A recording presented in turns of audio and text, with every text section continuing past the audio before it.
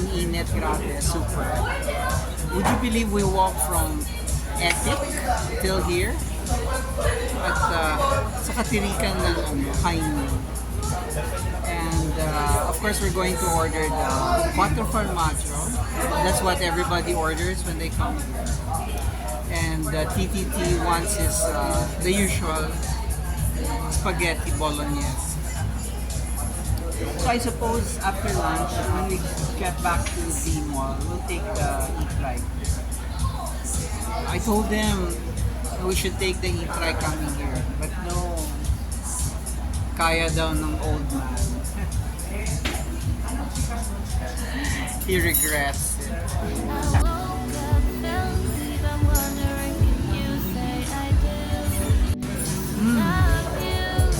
Amoy pa lang masarap.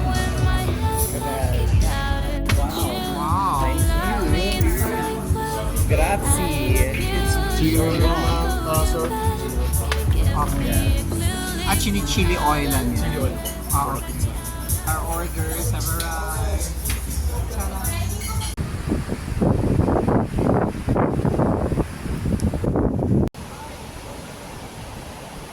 Nandito na ako sa dito kami naka-station sa tapat ng Estacio 1.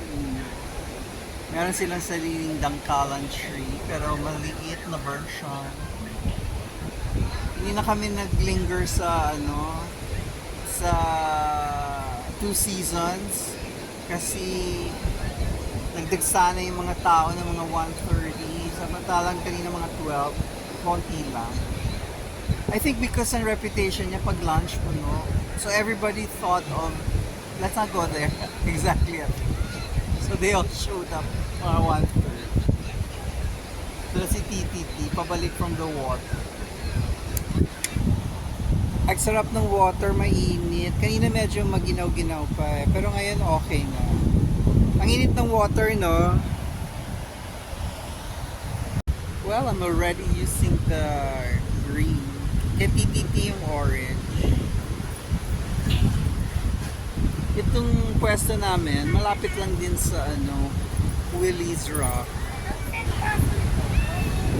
I would have wanted to stay dun sa station, ng Two Seasons kasi ang sarap ng sand. Pero exposed naman. Unlike dito may puno. So, we can stand by here habang mataas pa ang araw. Magpapahinga muna tayo sandali. Then later, punta na rin ako sa dagat. Sayang, ang ganda-ganda ng dagat kung hindi tayo magsuswimming. Kakaahon ko lang sa tubig, grabe. Tatayo ka lang doon pero mapapagod ka. Ang lakas maka-cardio.